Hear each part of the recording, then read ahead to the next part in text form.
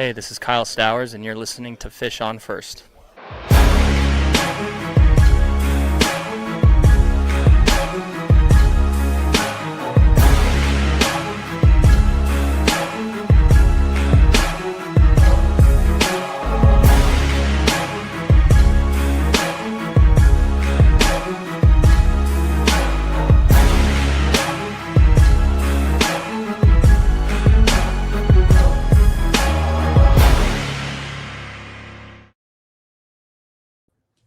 Welcome into Fish on First Live, part of the Foul Territory Network. Happy opening day, everybody. Eli Sussman, Nate Karsmer. I'm Jeremiah Geiger. Guys, how are we feeling? Marlins baseball is back. This show counting down, just a couple hours away till first pitch. I'm excited. The vibes are high, and that's the way I would put it. That's the official opening day sound bite that we have from Kevin going back a few years. Yeah, the vibes are very high, as always, on opening day, even despite this team's history overall on opening day, which is a lot more bad than good. People have been circling this, though, for what? Like, since the schedule came out maybe 8 months ago, this was about as easy a soft opening strip of games that they could have this one and the following series as you could want. So I think that adds to the excitement too. It's kind of feeling like there's really no more favorable matchup you could get than going against the 119 loss Rockies. So the Marlins will seek to take advantage of that. Yeah, it's the best time of the year. Simply put, you're going to see those banners around the stadium, the fireworks, roof is open for about a good month or 2 months at the start of the year. It's a good time. This team had an amazing 2025. Obviously, they surprised all of us. So just the fact you're going to be out there, Lone Depot Park, playing meaningful baseball. Like I said, it is the best time of the year. And it's going to be the fastest 2 hours of my life, I think. I cannot wait for Marlins baseball to be back. Let's take a look at yesterday's scoreboard around the league because it's kind of strange. There was opening day, but the Marlins are playing a day later than most teams. A lot of teams are off today. But there was some surprising results going back to yesterday. I want to start by talking about the Pirates and the Mets. I don't think anybody expected Paul Skeens to get bounced out of the game in the first inning. Didn't even complete an inning in his first start. Of course, Skeens started a lot for Team USA, so maybe that had a factor, but I would say of all the other opening day games, that result really shocked me. We can get an overview right there of all these games that happened around the league, where Skeens had no help from his defense, from Mr. O'Neal Cruz, who is still in center field, believe it or not, and kind of misplaying what should have been a sac fly into a triple. That contributed to that as well. It was kind of on the individual player front. I just saw some crazy performances with Mike Trout having almost a perfect day. I think he drew 3 walks and hit a homer after looking somewhat washed last year, especially. And the Rays and Cardinals game was kind of insane. I think the Rays were up 6 runs at one point in the middle of that and then blew it all at a single inning for the Cardinals to rally against that. And I was watching the Cubs and Nats game as well. I mean, the Nationals are kind of right down towards, they're in that select group of teams that feel like they have zero aspirations of competing this year. So whenever they win against a much better team, especially when it's on the road, I think that really jumps out as well. So there was some things that were unexpected. And with the Brewers, I think the Brewers one caught my attention too, just because of how reminiscent it was of 2025. Like that, they were right up there as one of the teams that overachieved the most last year. It just didn't make sense that they could have such a good offense with the individual players that they have, and yet you blink and they put up 14 runs through a lot of like really well-placed bloopers and bunts that turn into extra bases somehow. And that was the kind of game that they had against the White Sox too. So it's a good combination of things, a continuation of what we thought we knew from last season, and then a bunch on the other side that like totally attempting to flip the narratives already in terms of what it is that last season brought us. Yeah, great rundown. But I think you missed the most important detail, which was that Tyler O'Neill's, I want to say 6th opening day streak in a row of hitting a bomb that finally came to an end against Minnesota. But yeah, you pretty much touched everything else. I guess for the broadcast nerds out there, the first 2 MLB games on NBC, first time in a long time. I believe it was the Pittsburgh game and the Dodgers game late. Both good broadcasts for anyone that does care about that. Big day for the prospects as well. Weather Holt from St. Louis and the guy from Cleveland's his name's escaping me, but big dates for those guys. And geez, what else? Oh yeah, let me see here. Not much. I mean, Angels went out there and beat the Astros. It's opening day, so I don't want to put too much stock. And for old friend Skip against those damn Phillies, he unfortunately fell up short. But that's how it is. Obviously, don't want to put too much stock into this. Just like the 2024 Marlins, they fell short to the Pirates, and that they ended up to be a pretty good team. Of course, I'm just kidding. So, just the rest of this weekend should be a lot of stuff to look forward to. It's the also Guardians guy you were thinking cool of to is see Chase Trevor the Rogers. Lauder. Yes, it's a Lauder. My apologies. The Go Lauder, ahead, yeah. Jeremiah. Trevor Rogers goes 7 shutout on opening day against the Twins. That was pretty cool. Fantastic start.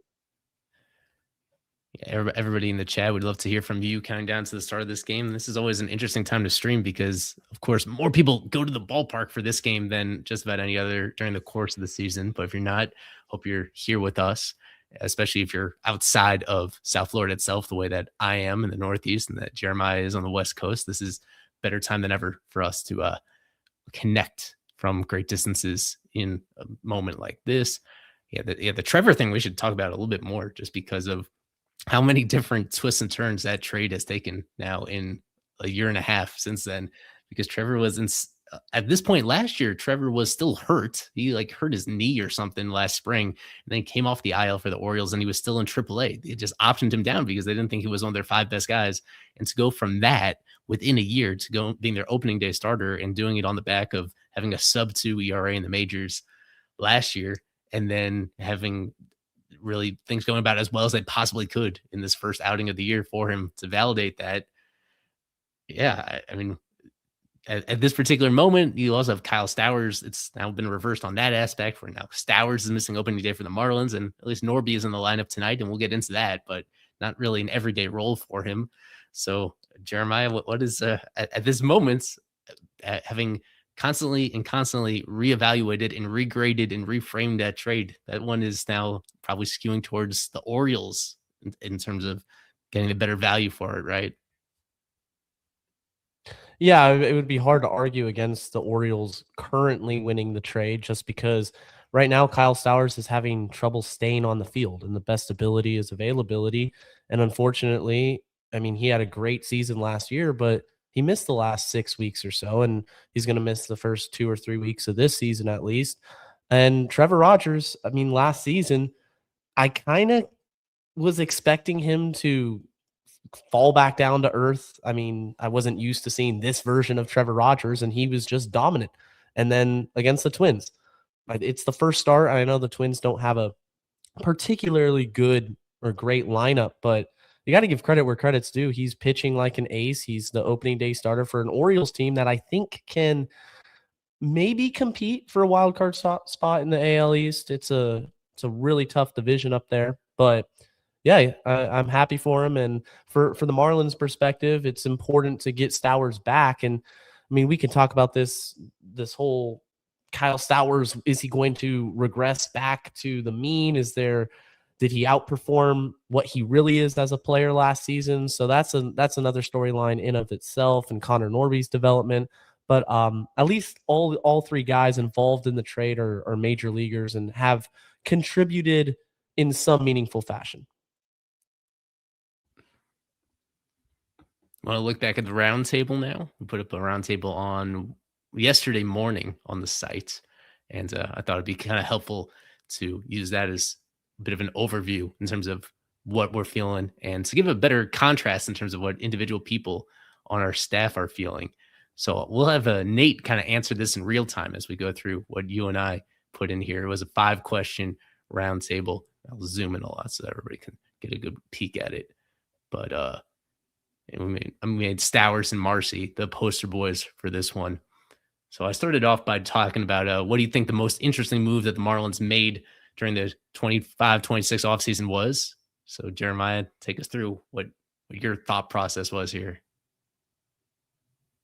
Yeah, my thought process was I just Christopher Morel, because he hasn't had a good season since 2023, and first base is a position that going into the offseason, we all knew the Marlins needed to address. And address it, and Morel seemed to be the answer. He's going to get the lion's share of the reps at first base.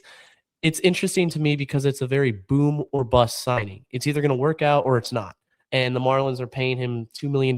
It's not an expensive contract by any means. So if it doesn't work out, they can easily cut ties. But if it does, you're looking at a guy that has 25 to 30 home run power, and suddenly you feel really good about the signing. Had a rough spring training, though, and I know a lot of fans are going to look at the numbers. I tend to kind of throw out spring training numbers just completely. It is what it is. You don't know if guys are working on certain things in the box or whatnot.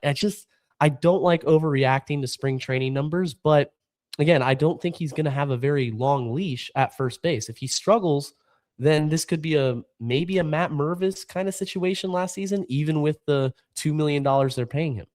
Mm-hmm. I covered one game as media during spring training. It was exactly a week ago, and it was a game where he was at first base, and that was a game where 2 outs in the inning. There's a single hit to right field, and they're waving home a runner from second. I think they were playing the Nationals, and the Nationals are trying to score a run on this base hit, and Casey unleashes this great throw to home plate that seems to be on target and in time, and out of nowhere Morel just steps in front and cuts the ball off at first base, and he doesn't even try to go home. He just holds onto the ball, and it was a moment like that kind of crystallized my doubts when it comes to him as a first baseman, where it's not only like the actual skills aren't really there, but even the instincts and the communication are kind of lacking there. As you said, if he just hits, if he rakes the way that he has in the not too distant past, then that kind of solves all the problems here. If he just hits 20-something home runs in 350 plate appearances, something very similar to his 2023 season, then that's fine. Then that's something where they may even run it back with him. He's arbitration eligible, so that could turn into a multi-year good value signing as long as he slugs. So that will overcome it. But man, defensively, you can understand why the Marlins thought to move him down the defensive spectrum, because he's making these same kind of issues at more important positions. Then it impacts the game even more in a negative way. So yeah, I understood that. For me personally, I highlighted the Fairbanks one, even though they were linked to going after like high leverage relievers throughout the offseason. It wasn't a surprise all that much that they wanted to improve the bullpen, especially when it came out that Ronnie had blown out his elbow and he was going to miss the year. I just didn't think they would spend at this amount for it, especially if they weren't going to spend in other areas, because Fairbanks got more money himself than all the other free agent signings got combined. If you add together Morel and Chris Paddock and John King and Austin Slater at the ends, I mean, Fairbanks at $13 million was the vast majority of their total spending as a team for a guy that, if everything goes well, he pitches 65 innings total for you this year. That's usually the last place that a low revenue team is going to spend in free agency, because they have to be so amazing to turn into a good value proposition for the team. That's so I found that was pretty interesting, even though he's from a media perspective, we might be biased towards him just because he's such an interesting guy to talk to. But in terms of actual performance, I can kind of separate the two and see that this is just a strange way to make the second highest paid player on the entire team being somebody that is a specialist in the same way that any reliever is. So I'm curious. I was curious behind that, and we'll see exactly how that. I feel like that's going to be a bit of an anomaly, that we're not going to see this team make that kind of big investment in a reliever every single year, that maybe the stars just aligned in this case to get it done. We'll put you on the spot, Nate. I'm talking about the most interesting offseason move to you. Is it one of those two, or does something else come to mind? It's not. I suppose I'm preaching the choir after reading some of the other ones, but I'm going to go with the Ryan Weathers trade, especially was it a week or not even a week after they dealt Cabrera to Chicago. They deal a guy that they just got 2 years ago and that had plenty of upside, just never really got the chance to show who he was. We've seen bits and pieces, but whether it's almost getting his head taken off in Tampa or a little just injuries here and there, never really got to see him progress over an entire full season with the Marlins. So I believe it was good value. I'm not really mad at the trade or what they got in return. And it's just tough, especially with a team like the Marlins. They're known for their starting pitching depth, but we've seen it every year almost since the Bruce Shermer regime, which is what they're known for, has been their starting pitching depth. guys go down. It happens every year. Guys' arms are they're not gonna go through 162 games. It's just not how it works. So I'm a big fan of Dylan Lewis. I think by the end of this year, he's going to be a top 2 guy in this Marlins system, probably with names are just escaping me the entire day. It's great. But yeah, definitely the timing of the weather's deal. But I think the Marlins will be okay, but you just never know, especially with the 6-man rotation they kind of have going right now. It would not hurt to have a guy like Weathers, even though he has struggled in the spring with the Yankees. We'll move on to the second one from the round table. Any players returning from the 2025 Marlins who you believe will be significantly improved this season? Who did you go with, Jeremiah?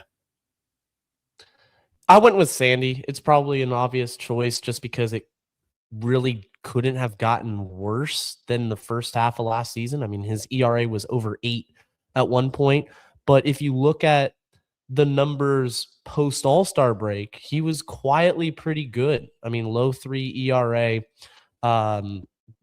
pitched a couple games going into the 7th inning, completing 7 innings, and it looked more like the Sandy we're used to seeing.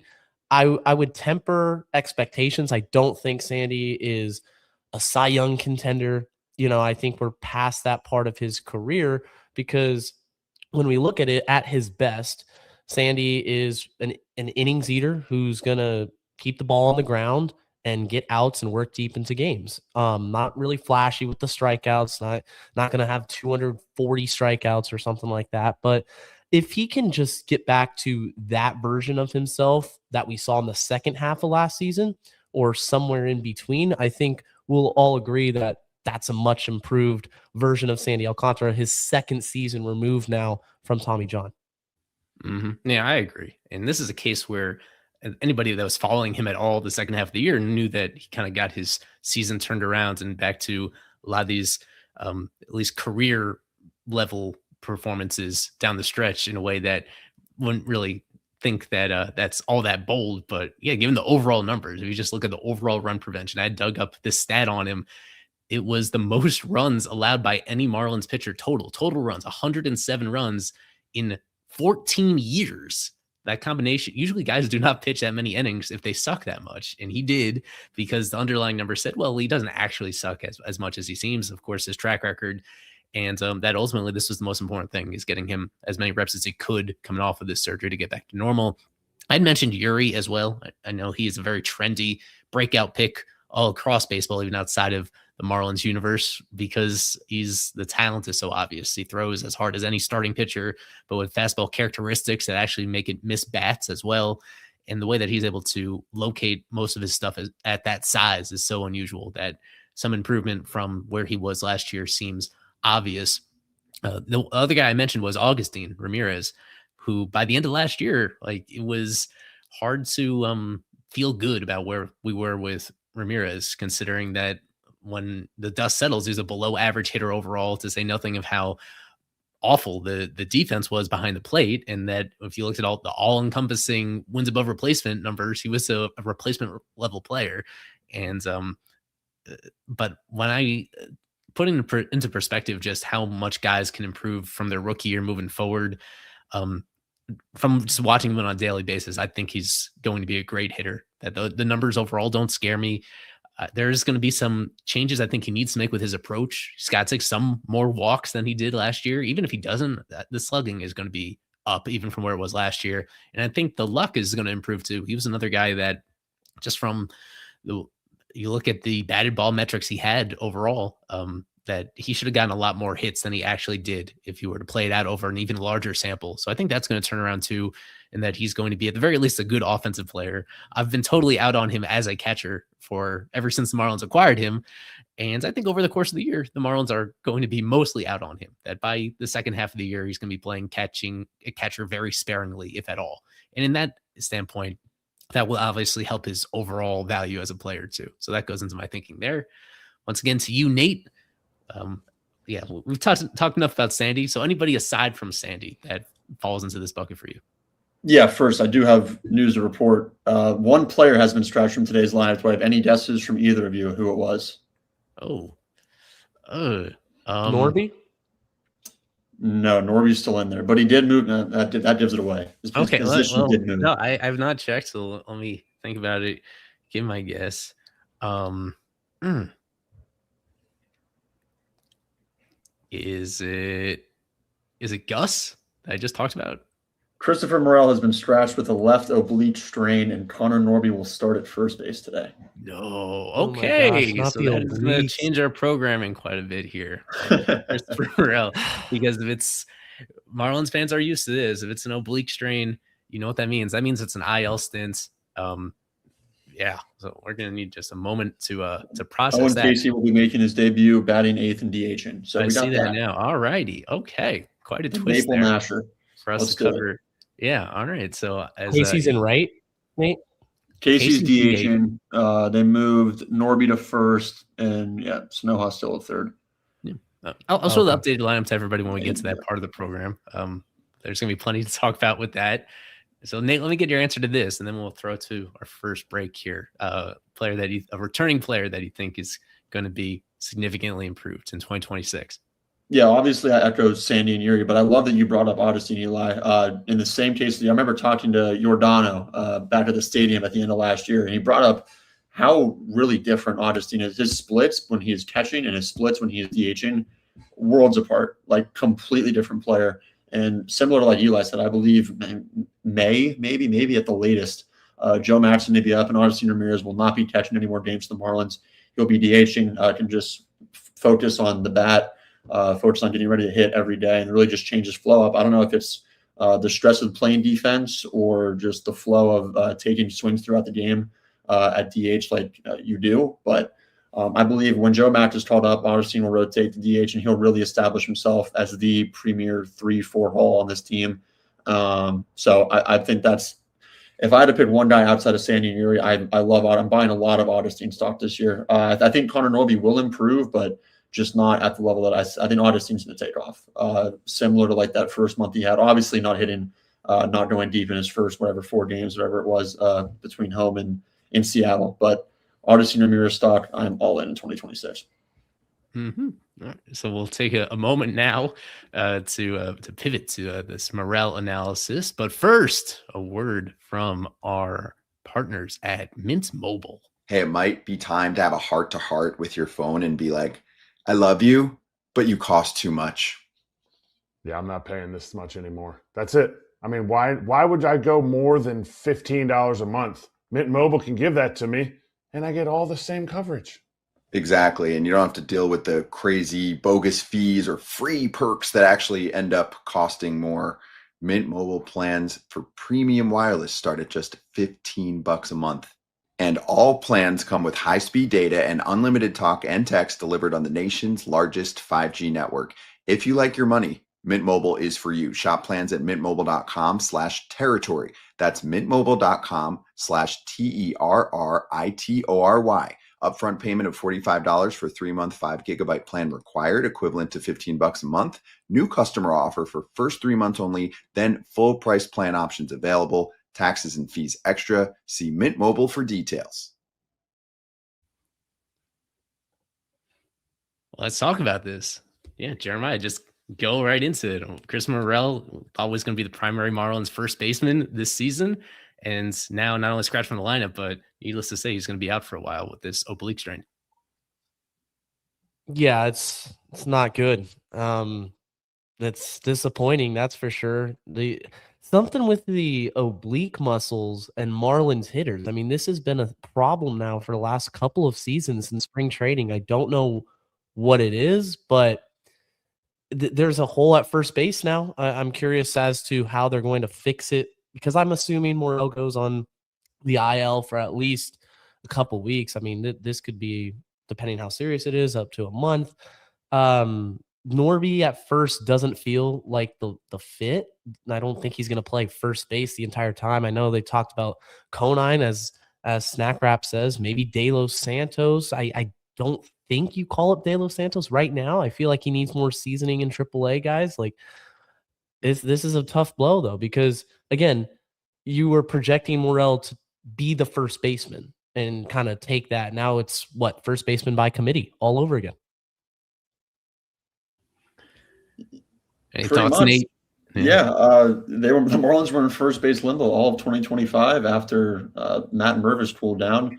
And here we are again. It's going to be Connor Norby's first start at first base. I'm not sure how much work he's got there at all in the sprint. And I don't really know how Morel messes up. I don't know how this oblique injury happens hours before first pitch. It's very Marlins already. But yeah, I'm really unsure. De Los Santos would be cool, but like Jeremiah said, I don't know how likely that is, especially with how he kind of slumped. Obviously, he had a good winter, and his spring was up and down. But I don't think that's the play right now. So we're going to have to wait and see. It's definitely a shame. Brings a lot of power. I know I bought a lot of Odyssey in stock this year, but you need more pop in your lineup, and Morel is supposed to bring a lot of that. So definitely not the wrench you want thrown, but it's going to be cool to see Owen Casey get his first start Marlins opening day. And we got the man, Kevin. I'll throw it over to Kevin and let him talk about this Morel stuff. Yeah, we just got this like not even 10 minutes ago. I look at my phone, I'm like, oh, good to know. First of all, happy opening day. Unfortunately, now it's a little sour. I know as Morel didn't have a great spring, but still, I mean, that's a piece you needed. That's a piece you were counting on for the season. Yeah, Connor Norby's making the unexpected debut at first base. Then you're going to have Owen Casey as the designated hitter. Can he play first? I hope not. But yeah, no, definitely tough. Something even worth noting is if this does land Morel in the 15-day IL, or it's 10-day, I'm sorry, which most likely it will, the only 40-man guys we have in AAA are Cerna, Davison, and Joe Mack. So unless they put someone on the 60 or they make a signing, it's going to be an interesting-looking lineup or first base. It's going to look really weird for the next couple days. I don't know what they would do. I don't think Davison's ready, but if they really have no other option, they really have to do something. I'm sure they would love to have Troy Johnson right about now, who's now in the Rockies. I guess Liam Hitz is probably the easiest answer, right? I mean, unless you're facing a lefty. Hitz would go to first. I think he has the most experience there, right? And I guess we call it Mac. Like, I don't like that. No, I don't like that. Agreed. I'm not really too sure. I'm not really confident in any of the 340-man guys that they have right now in AAA. Just, and not that they're bad players, just they're not ready. You know, so that's kind of how I see it a little bit. Mm-hmm. It really does start with Norby, though. I think Norby is going to be the main one that is going to gain playing time here. For those of you that haven't listened to already on this, wherever you're listening to this pod, you'll be able to find Fish Unfiltered recorded just the day before with Clayton McCullough, and Clayton said that Norby, that first base is going to be his primary position for the time being. That he said very politely that they like Paulie and Sanoja defensively at third base a lot more. Those guys are going to essentially platoon there, and that Norby is he's excited to play the outfield, but it's such a small sample. It's been kind of rough so far, and they feel like they have solid outfield depth, especially with the Slater pickup, that Norby he's a right-handed hitter just like Morel does. He has a lot of the same strengths and same concerns as Morel does. And that's why it felt a little bit awkward that both of them were on the roster at the same time. But now Norby has the chance to really pick up a lot of playing time here. They will have to call up somebody to like fill out the roster in the meantime. Kevin kind of went over the 40-man options where Davison is the natural first baseman down there, but he was optioned for a reason that he really needs to prove. They need to feel like he's in a good space as an offensive player before moving forward, just because of how much last year was a bit of a head scratcher from him. So I don't think they're going to rush him up. They're not going to rush up Joe Mack just because of an injury like this. They're going to be their reasoning for him is very particular as well. And they certainly want to gain in both of their cases. Service time is going to be a factor there. They're not going to rush them up if they can gain a whole extra year of service time by waiting a few more weeks.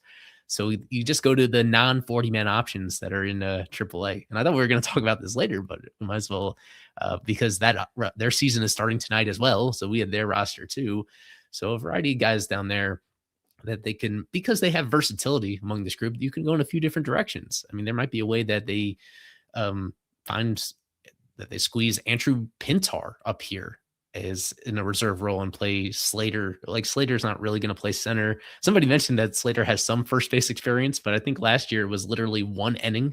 It's minimal as well. So that's the weird situation the Marlins are in, where they've tried to turn all these non-first basemen into first basemen. So I don't think you could totally rule it out doing it yet again with somebody else.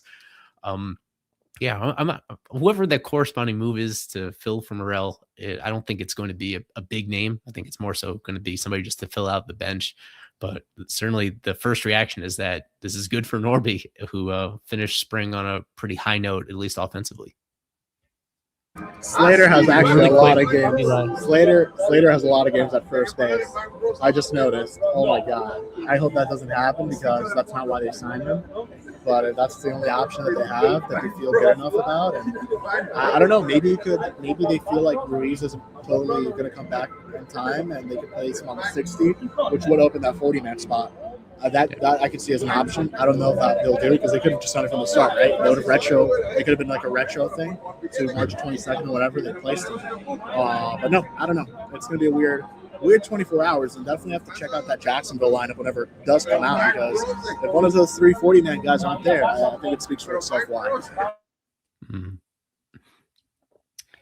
Just looking for the record on Slater's history, it's 30 career games at first base. The last time he played it on any regular basis, 2019 is the last time he actually started a game at first base. So I don't know what you do with that, where he does have some experience. Last decade, literally last decade, is when he last made some starts there for the Giants.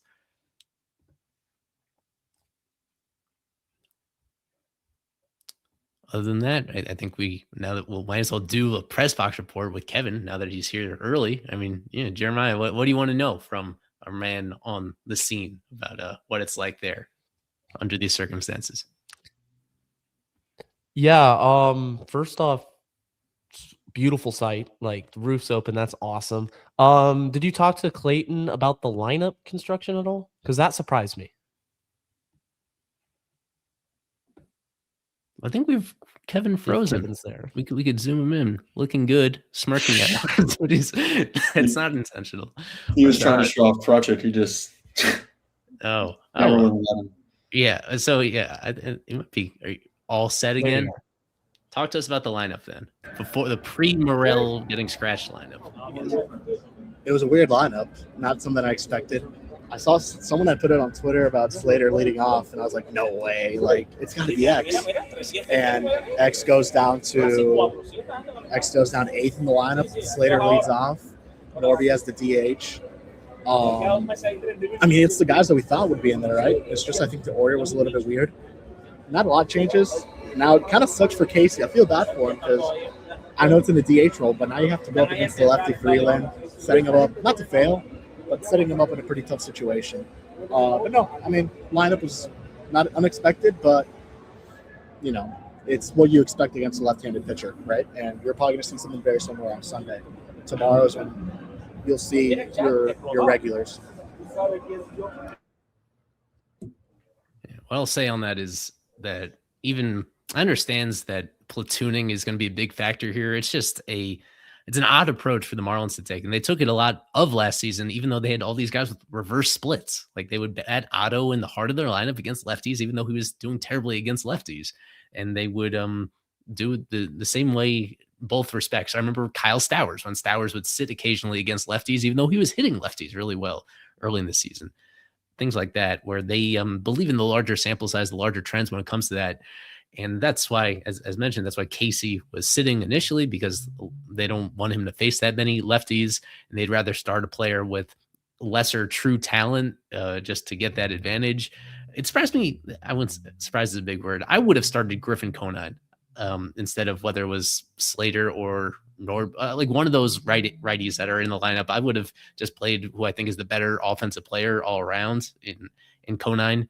And so me personally, I think they're leaning a bit too much into that side of it, just considering that the results last year weren't really great. Like, the team overall performed well offensively, but it wasn't because necessarily all that maneuvering going on. So we'll see how it plays out. But I think this kind of set the tone for how they're going to do things this season, where the lineup's just going to look way different against righties than against lefties. They're not going to have a consistent lineup. It took them how many months last season to repeat a lineup? I swear they did not repeat a lineup using more than once until July, something like that. So I think we're in for a very similar thing this year. It's something that fans will warm up to if it works. And then if it doesn't work, that's naturally going to be the first place that they complain.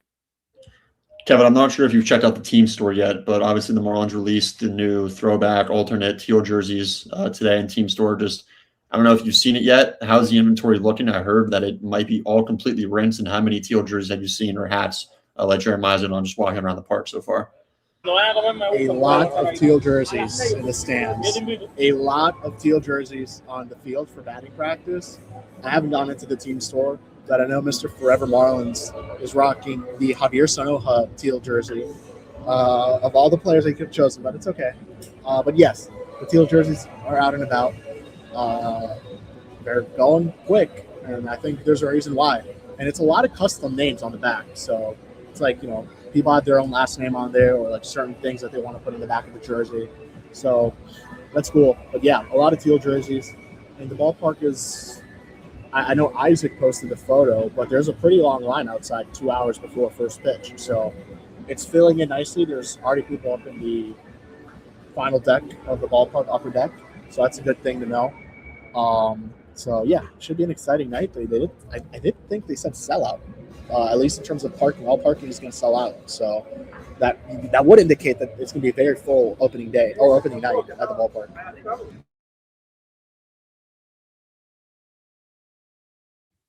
It seems like we're in a good place with Stowers, all things considered, because he spoke to you guys just yesterday where he had that update about how he's already running a bit. And then just give us the latest. You saw him again doing some jogging, right? He was doing some jogging, light jogging, but he says he's been doing a lot more baseball activities, which is good to see. And he didn't say specifically if 3 to 4 weeks meant 3 to 4 weeks until he's reassessed or 3 to 4 weeks until he's good to go. That's still not known exactly yet.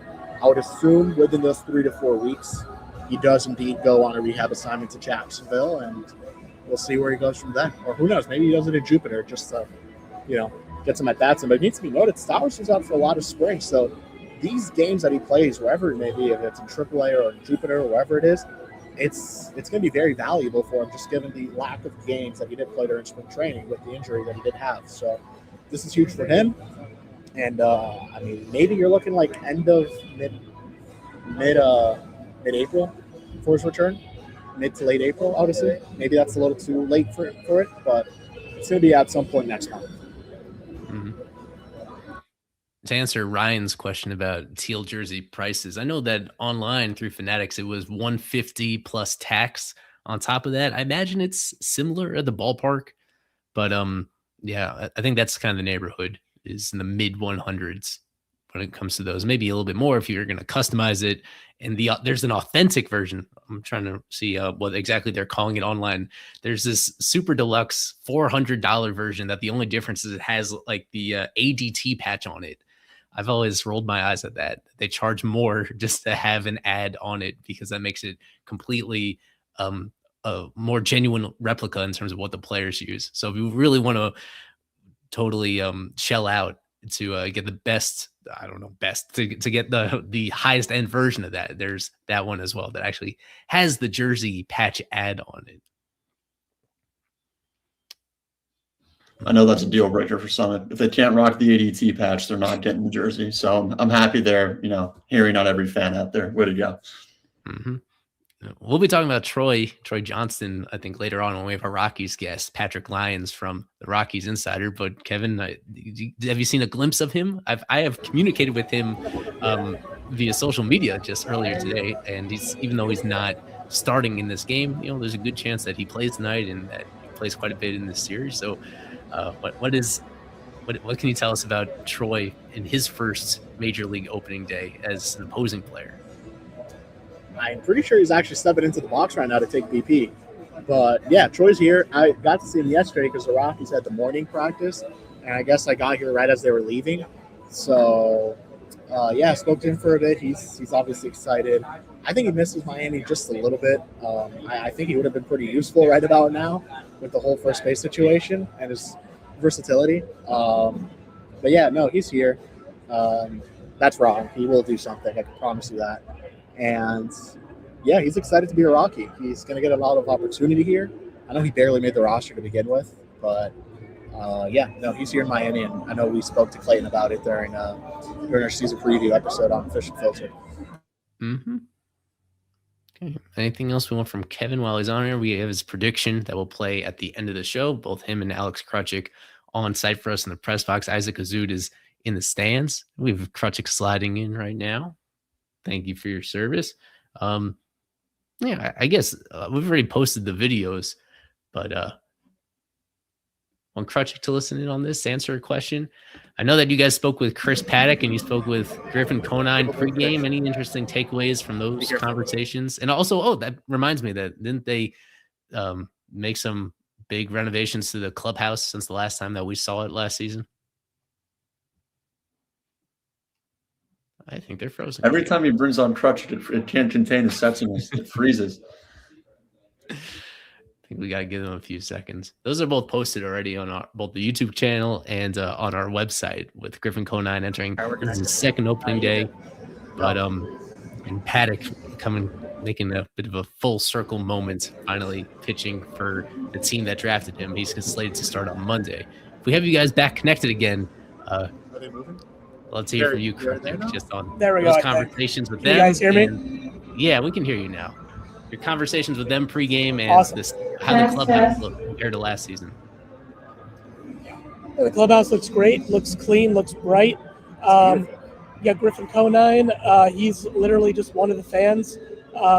Sometimes you're really reminded that he did, in fact, grow up in South Florida watching baseball, obviously.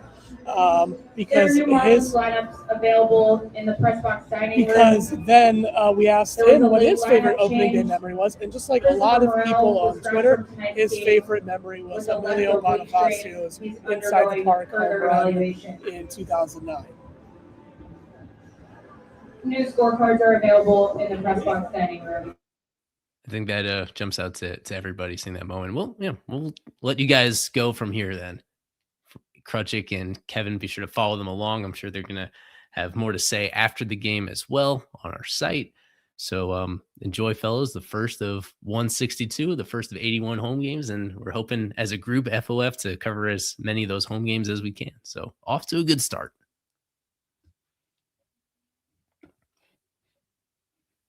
I think from there, we can get back to what we were previously doing about this roundtable and some of the questions that I thought were kind of interesting, and people's responses varied a little bit. Let me return to that. It was just a 5-question thing, and we talked about the first 2 about how the most interesting offseason move and guys that we thought would be improved this season. So this is, I know, always a hot topic. And for the third one in this roundtable that I had was, if you ran the Marlins front office, which player would you be most focused on signing to a long-term extension? Jeremiah, do you remember what you put down and what your thoughts were on this? Yeah, I would try to extend Jacob Marcy because I truly view him as a 5-tool type player. He does it all, can play defense, he's fast, can hit for some power, good contact. I mean, the best plate discipline in the organization. Everybody's going to say Yuri, and I understand that is a popular choice. Here's why I didn't choose Yuri, is because I don't think they can sign Yuri to a contract extension. I think that window is closed, and to at least a team-friendly extension. Yuri is too talented. He's going to make a ton of money, and I think if you wanted to sign Yuri Perez to a team-friendly extension, it just doesn't make sense for his party, so that's why I picked Marcy. I went a little bit off the map here in terms of what people would expect. I went with Joe Mack first and foremost, considering that my skepticism about Augustine as a catcher means that there's going to be a whole lot of playing time available back there, and that Mack, I just couldn't say more positive things about where he is defensively and intangibly as a player. Like, I think he's a guy that is going to add a lot of value to this team, almost regardless of whether he gets on base as a player. But he's a guy that is going to hit for power, and to pile that on top of everything he does defensively, and the fact that he is just turning 23 years old, so he's even a little bit younger than Marcy, that also the fact that catchers usually don't get extended at this stage of their careers. And I think that works in the Marlins' favor in terms of a guy that I would expect to be quite a bit cheaper than some of the other logical extension candidates, even cheaper than Marcy at this point, given that Marcy has now done it at the big league level, and somebody that probably has a higher ceiling offensively. I like Mack as a guy that would be really creative one that I think is highly unlikely to happen, just given the fact that catchers themselves have shorter careers. That's part of the reason why you don't get these extensions. There are guys that are amazing in their mid-20s, and then by the time they get to 29, they're essentially out of the league or barely staying on in the first place.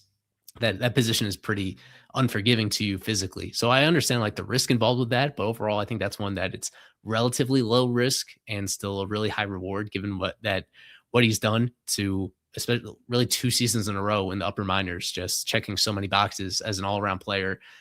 The way that he complements this pitching staff in particular too, regardless of how long he plays with Sandy, being with Yuri in particular, those are guys that really struggled to control the running game, and to have somebody that specializes in doing that, I feel like that's going to be such a complementary piece that allows them to the classic teammate that makes your teammates better because of the skill set that he has. That would be what I'd be looking at, something that covers all of his pre-ARB years, all of his ARB years, and then a couple club options at the end, so that you're essentially getting him for what you would expect to be the overwhelming majority of his career at a price that I think would be lower than some of these others.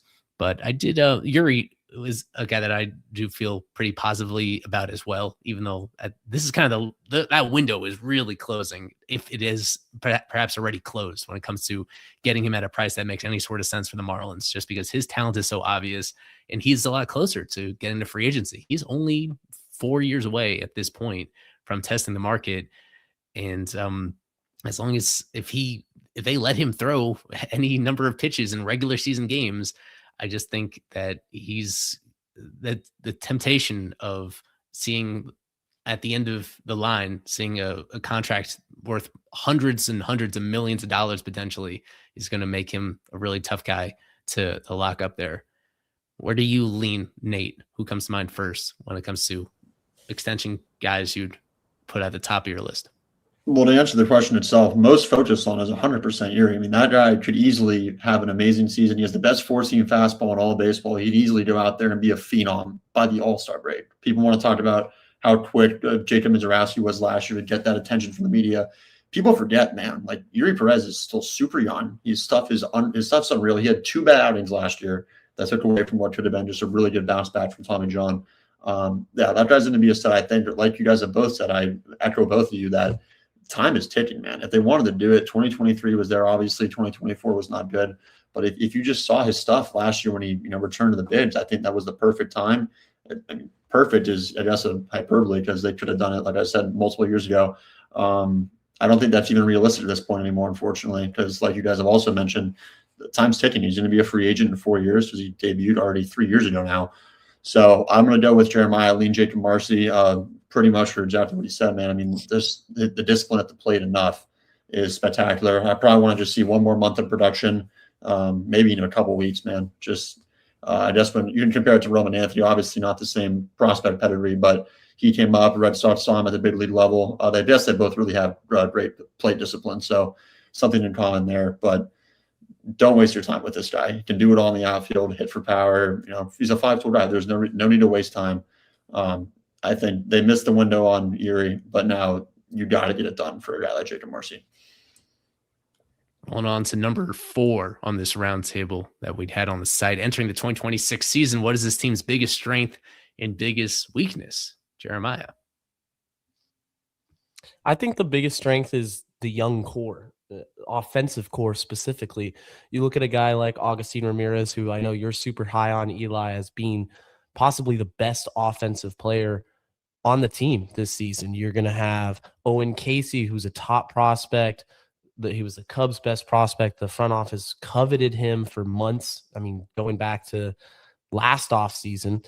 You have Kyle Stowers, who isn't really super young. I think he's 20. This is his age 28 season, if I'm not mistaken, but still fairly young in terms of major league experience. Xavier Edwards, you can count. I just think if everybody takes a step forward, this lineup is going to be pretty good. I don't think it's going to be akin to the lineups of old where there's 0 power and 0 runs, and we're seeing just drought after drought of scoring. It just depends if everybody continues taking positive steps forward and they don't go back in their development, right? Like Kyle Stowers, first get on the field, get healthy, and then how are you going to perform in your sophomore season, kind of like third season, but really sophomore season in terms of full playing time. The weakness I picked is the back end of the rotation. I just have no confidence behind Yuri and Sandy. I was surprised that they optioned Braxton Garrett. I really was. I did not expect that. Jansen Junk is fine as a 4-5, but Chris Paddock's coming off of an awful season. And then you have Max Meyer, who you guys know, I am not a believer in Max Meyer as a starting pitcher. I'm just not. And I think they're running this experiment way too long. The caveat to this, I'll conclude with this, is when Snelling comes up and maybe Thomas White comes up later this season, the back end of the rotation could become a strength. I just think as it is constructed right now, it's clearly a weakness. So with me, I went with the biggest strength being their plate discipline as a team. And it really starts with Marcy most of all. He's a wizard when it comes to that and already showed it. That was a big reason why he had so much success in the upper minors, and it translated immediately. I still remember his debut so immediately, not just because it was a crazy, crazy win against the Yankees that night when he was called up right after the trade deadline, but because he worked several really close walks against left-handed pitching too, as a left-handed hitter.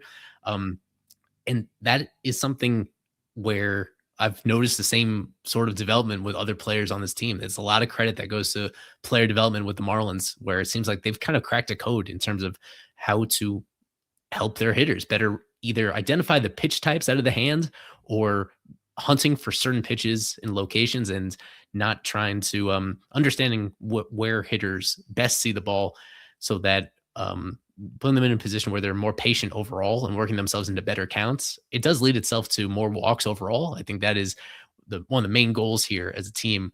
I looked it up that the Marlins were dead last in baseball in chase rate just a couple of years ago in 2024. They chased the most often. And then last year they were tied for 8th in all of Major League Baseball in chase rate. And to make that kind of improvement with some continuity on their roster too, between now and then, but a lot of the differences in the roster coming from guys that were rookies last year too. I think that is a really encouraging sign, because that is something that typically only gets better as you have more experience in the league. So now that there's going to be more playing time this season, we expect from Conine compared to last year, from Graham Pauley compared to last year, and from Marcy, of course. Then Marcy was only up 2 months last year and now should get 6 months of him. Those guys alone just getting more plate appearances and affecting the team as a whole in a more substantial way, that this team is going to be really high up there in terms of their walk rate, in terms of how often they get into hitter-friendly counts. And I think that overall is that's one of the, when you look at how teams overachieve offensively, part of it is getting into just better counts overall. Then all hitters improve. You're a much better version of yourself if you are ahead in the count compared to when you're not. And I was really encouraged by what I saw last year from just an overall team approach when it comes to that. But that seems kind of sustainable for me. So to you, Nate, on this, and this is a more difficult one to do on short notice, but biggest strength and biggest weakness as you see it. I got a different one. I'm going to go with the speed of this team. Not so much versatility, but the speed and the youthfulness. It's something I talked to Clayton about in Jupiter a couple weeks ago, and I got the chance to cover a game there. They stole, I believe, 5 bases that game.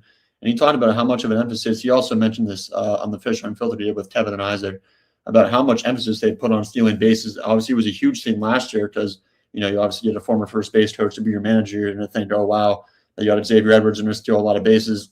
Not so much, but this offseason they've really put a huge emphasis on it.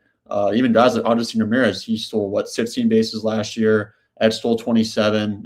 Jacob Marcy only stole 14, obviously in a 2-month sample size. And Otto as well. Maybe Connor Norby, when he's healthy, can still use some bases as well. Obviously, Estrigo Reeves would have been perfect for this hypothesis, I guess. But unfortunately, he's going to be on the IL for a little bit, it seems. Outside of that, obviously, your front two in the rotation, I think, is definitely a strong suit. But I guess the weaknesses, similar to what Jeremiah said, just not enough, reliable guys in the back end of your rotation, especially with Matt. I'm as big of a Jansen Junk guy as you could ever find. Trust me, I love the guy. Just don't know how reliable he's going to be for an entire season. Outside of that, it brings me to the scene of Moneyball when Ron Washington is talking to Stott Hatterberg about playing first base. It is not that easy. In his own words, it's incredibly hard. You can't just throw a baseball player and go play first base. It's not as easy as it seems. They're going to try the Connor Norby experiment. They've heard about Griffin Conine, obviously Christopher Morel.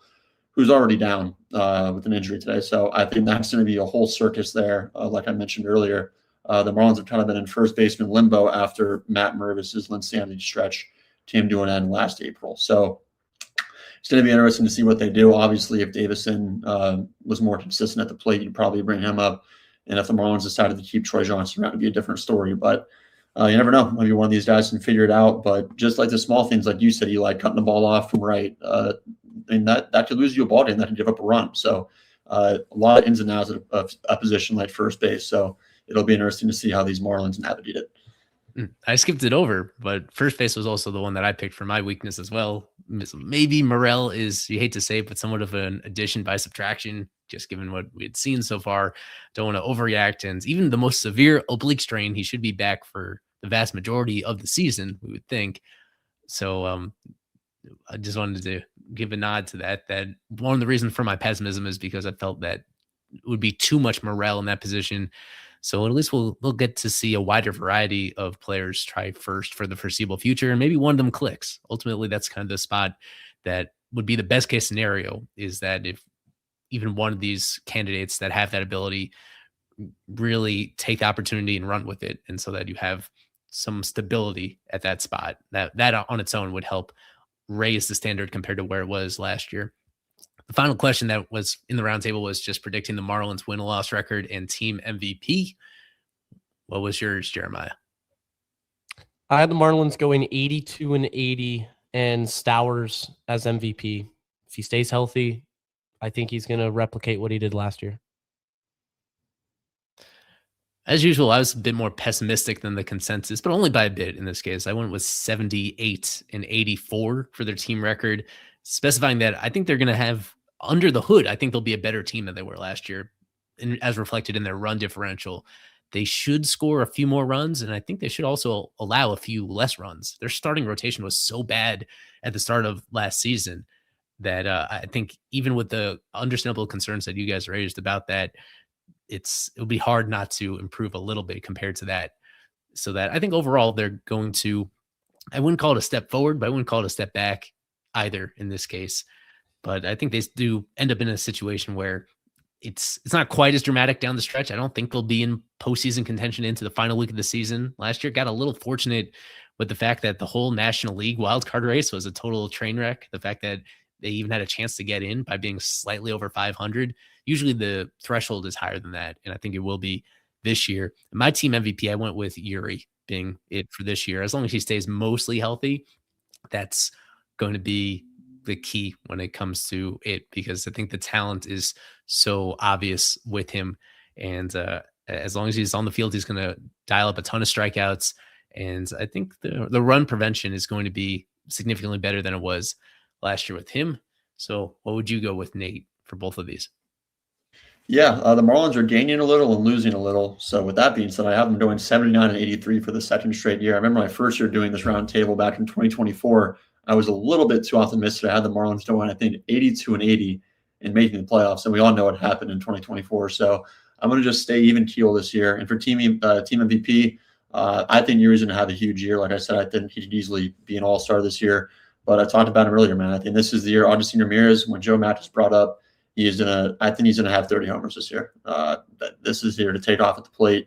That little porch in left field where Giancarlo Stanton liked to go to from 2012 all the way to 2017. I think Audisy Ramirez is gonna start making a name for himself over there in that alley this season. Right at the midpoint of our stream, we got Mr. FOF Prospects Alex Carver joining us. So I think that's going to be a great cue for us to talk some prospect stuff, because there is news, quite a bit of news today on that front. Some of it from Carver directly. So we'll get into that in just a moment. But first, a shout out to Jet Ski Rentals of South Florida. They present all of our podcast episodes here on Fish on First, offering Miami's best jet ski and boat adventures.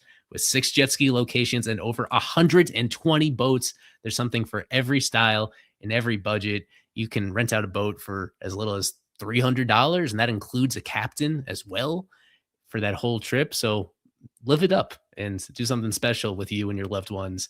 by going with Jet Ski Rentals of South Florida. They're reservation-based only, so to inquire, you call them at 305-990-2192. That number has been scrolling across the screen this entire show, and it's in the podcast description, or you can check them out online at sfjetskirentals.com. If you do that online, then use our promo code FISHONFIRST, all one word. That will save you 10% off your next booking. Thanks again to Jet Ski Rentals of South Florida for sponsoring our program.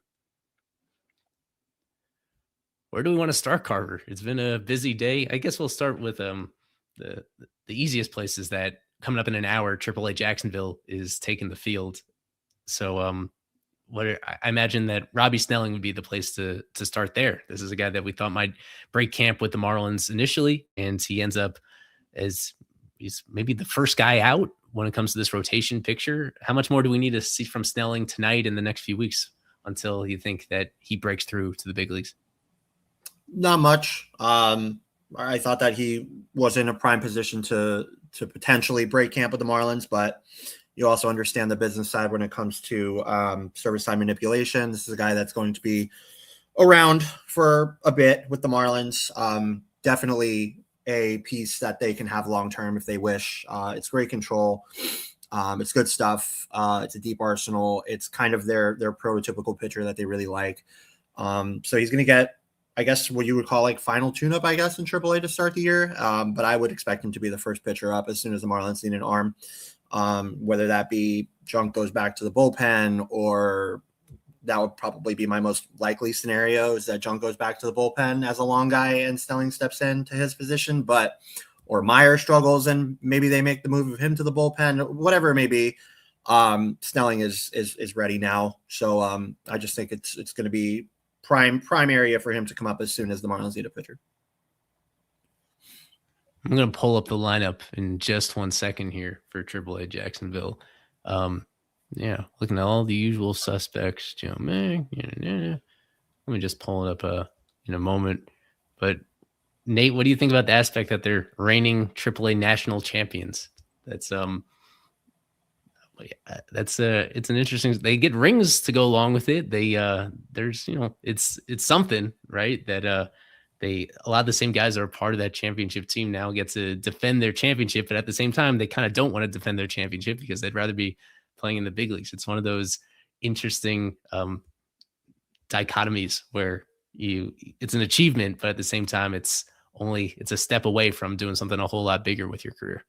Yeah, it's cool. It's definitely cool that as a group, those guys that are going to come up together and win together. I'm not sure if when I talked to Christian Yelich last year, we talked about how fun it was playing with JT Realmuto and all those guys, especially. But winning the AAA National Championship is something that, like you said, even though it is AAA, it's still something they can never take away from you.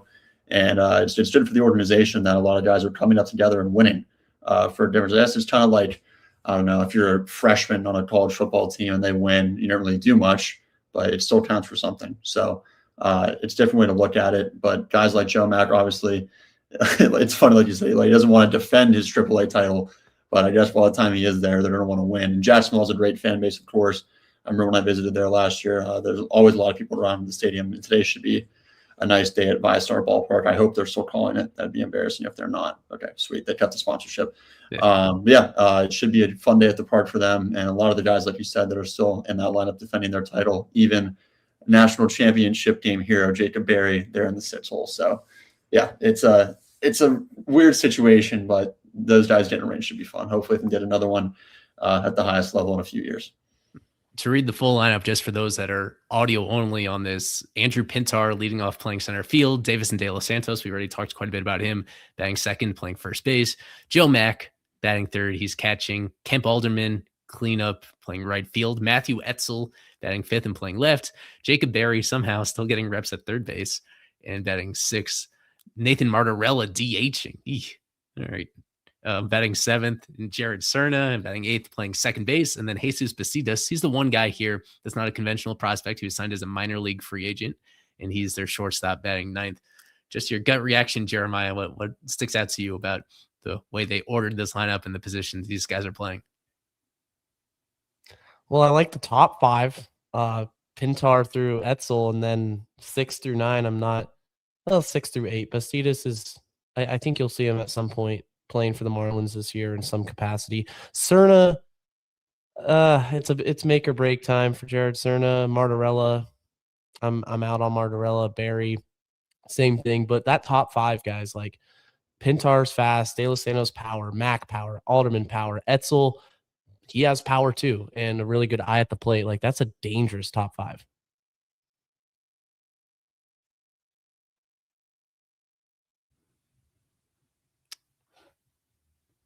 Certainly a big year for De Los Santos in a lot of aspects to prove himself. A guy that's still just 22 years old for the moment. He turns 23 in June. It's almost impossible for me to wrap my mind around exactly how young he is.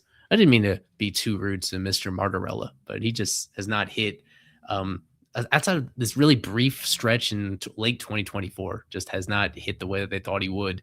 As a guy that had almost as much prospect hype as Marcy when they made that trade a couple of years ago, and just hasn't translated the way they thought it would.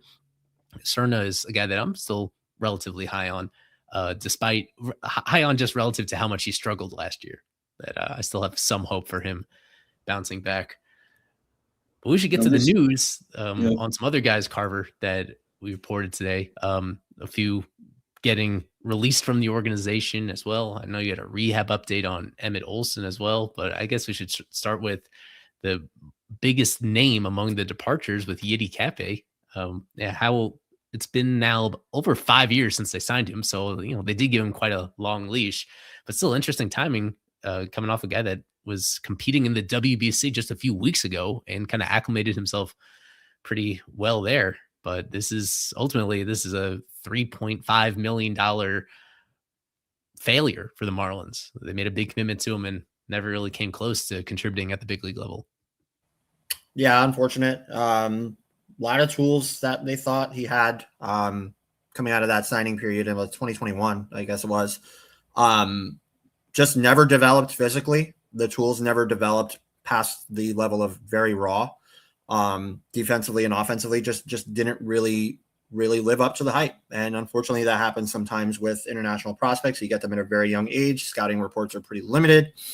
You can have all the hype in the world and unfortunately sometimes it doesn't work out. So unfortunate for the Marlins from the standpoint of money spent.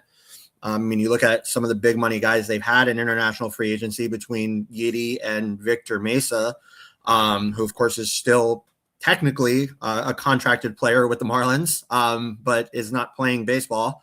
And it's been rough when they've gone after the big names in terms of how they panned out. So at least in terms of these 2 players. So yeah, it's unfortunate. Hopefully Yiddy maybe winds up somewhere else and can put it together with some of those raw tools that he has. It just didn't really pan out with Miami. And I really point to the physical projection. He just never put on weight. The swing remained really long. Didn't really do much defensively for you either. There was questions about even if he would stick at third base. He was signed as a shortstop, which a lot of these guys are, but could he even play third base? He was injured a lot. I remember him breaking his wrist. He hit a little bit last year while he was healthy, but was on and off the IL. So durability going into the question as well. Just a lot of steps backwards rather than forwards for Yiddy so far in a young career, but still 23. Maybe he winds up somewhere else and put something together. Mm-hmm. What is Nate? What is your kind of history on Yiddy? When did you start to have some doubts that he was actually going to turn into a shortstop of the future, the way that he looked like, the way that they hoped that he would be when they originally signed him? Yeah, kind of like what Carver said. You can't really be too sure thing on a lot of these guys. I remember when I first started following international scouting in 2019, I thought Ian Lewis was going to be the second baseman of this team for a decade. So it happens, it's just, you can't really put too much stock into these guys. Unfortunately, when Yiddy did debut, he did look good. But just like Carver said, the body never really got there like you'd like to see. Some of these guys come stateside and they're really just completely transformed in addition to their skills. It just never happened for a guy like Yiddy. Was in Jupiter for a very long time. I got to watch him in 22, I believe. Was he in Jupiter? I want to say. So just never really developed as a player, unfortunately. Defense was all right, but if you can't swing the stick, you're not going to be rising through the ranks too fast. So wish him the best wherever he does end up, but that's international signings for you. and only 23 years old. It seems like a high likelihood that another minor league organization picks him up at some point. But yeah, in terms of the likelihood of him producing, pretty low. You guys touched on it, that it shouldn't be taken for granted that just because a guy has this frame that you can dream on, that they're necessarily going to put on weight and put it on in the right places in order to actually change their to reach that ceiling that they had. And with him, I would see occasional updates on Instagram of him working out and him being very proud of what he was going through, but just it's sometimes more complicated than that in the way that it actually translates to what do you do as a baseball player. So yeah, it's a tough break. Unfortunately, it's not an isolated incident. There are plenty of examples of guys getting these 7-figure signing bonuses and just not amounting to anything, because whenever you're taking a chance on guys that are so young and have played so few organized games of any kind, then the error bars are naturally very wide. Well, let's talk about Dale Stanovich too, because this is a guy that was I don't know if he was in big league camp this year. I think he was this year and last year, and he pitched at AAA a lot last season. I remember last season just hoping he'd put together a couple good weeks in order to get called up, because the Marlins needed lefty relief so badly last season. But yeah, Carver ultimately just not throwing enough pitches in the zone to let his stuff like actually play up and actually have results. Too much control issues, especially last year. Yeah, I mean, he had that prime chance, like you said, when they were desperate for lefties. He had like a prime chance to get called up and just didn't throw enough strikes. I mean, that's what it comes down to for him.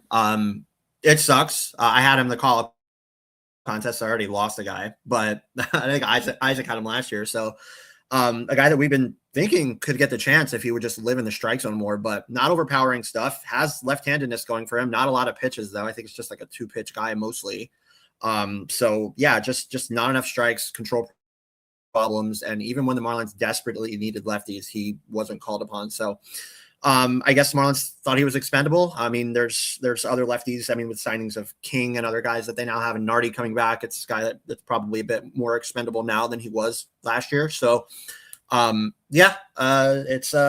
it's unfortunate for him. He was in the organization for a while, but not anymore. So yeah, I think there was a chance, an open window for him that he missed, and he'll try to get it done somewhere else. He's a name that I heard of maybe a little bit too much, just because on my longtime staffer at FOF is Hector Rodriguez, who also covers Rutgers baseball, and Stanovich went to Rutgers. I think he's the only Rutgers guy that the Marlins have drafted in quite a number of years. He was pitching high leverage innings over there. And even though the expectations were pretty modest at the start of his pro career, he's somebody that I paid kind of close attention to. Just as a fun fact, he's a really incredible athlete overall for a guy that is undersized. I remember seeing a lot of videos of him not just dunking a basketball, but doing it with style and doing he's able to generate a lot more velo than you would expect from a guy that is maybe 5'10", 5'11", just because of his overall athleticism. Just hasn't translated yet. And with him a little bit older at this point, 26 years old or so, maybe 27. So fewer chances left to make that final leap to the big leagues overall. But but still Marlins are in pretty good shape when it comes to pitching depth. I think there's a good chance just to pull up some questions that we have in the chat overall. We kind of touched on the extension part of it. I think this is right before Carver came up as well. But just on the terms of contract extensions, we know the Marlins have gone more than 4 years since signing anybody to any sort of extension. What do you think is the most likely one for them to get done, Carver? We kind of spoke before you came on about ones that we would prioritize if we were in the front office. But what do you think is the most realistic in terms of a guy that might actually be open and affordable to what the Marlins want to do with that? Yeah, I think I put it in the round table. I think I saw you guys going over that, but I think mine's got to be Marcy, just in terms of how well-rounded that player is, that plays all three outfield positions, that doesn't swing even when pitches are very, very close to the strike zone. I really like his patience and plate presence, which he's had, and the Marlins just made it better as he's grown through the minors and got to the majors. The Marlins are now getting known for developing these left-handed hitters. You know, they did it with Stowers. They did it with Marcy, Conine, even they've started to get more out of. So, yeah, I mean, I think with how the Marlins have developed lefties and with what this player has already shown and with how young he is, kind of cut from that same cloth as Stowers while being younger than Stowers, I think that that Jacob Marcy is my guy. Plays all 3 outfield spots. You can put him in center field. He's going to steal some bases. He's going to hit some home runs. He's going to get some doubles. Really good play presence. Really good athlete. Jacob Marcy. That would be my main guy. With Yuri, yeah, you would love it, but I think the ship may have already sailed on that. I think the Marlins spent too much time trying to do that. I think he's going to be out of the price range, honestly. Especially with another good year this year. There's people even saying, oh, he could win the Cy Young this year, which isn't out of his wheelhouse. I mean, I'm not going to say he's going to. I think it would be more of a bold prediction with what the National League has pitching wise, but it's not out of the question. And if that happens, if he stays healthy this year and does what he's very capable of doing, then he's definitely out of the Marlins price range. So I think they waited too long on that. So Marcy would be my most realistic, and it wouldn't be a bad way to do it either. So I would like to see Marcy stick around.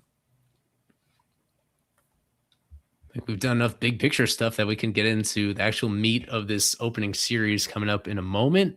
Before, we got one last advertiser to highlight here, SeatGeek. This is it, Kratz. Opening weekend of the season, and if you're looking for tickets for an MLB game and they're either sold out or you're just a little bit lost and you need some help, SeatGeek is there for you. It's not just a spot where you buy the tickets, it's where you feel good about buying the tickets because they have your back with their features. And you're going to get a good price. That's the deal that everybody's looking for. But especially early in the season up here in the Northeast, you kind of want to go to a day game where you're still going to be in the sun. It might shift during the summer, but hey, you know what? SeatGeek will let you know exactly where you're sitting and if it's a good spot to watch the game. That's right. Each ticket is rated on a scale of 1 to 10, so you know you're getting a good deal. So look for the green dots. Green means good, red means bad. And of course, we have a code for you.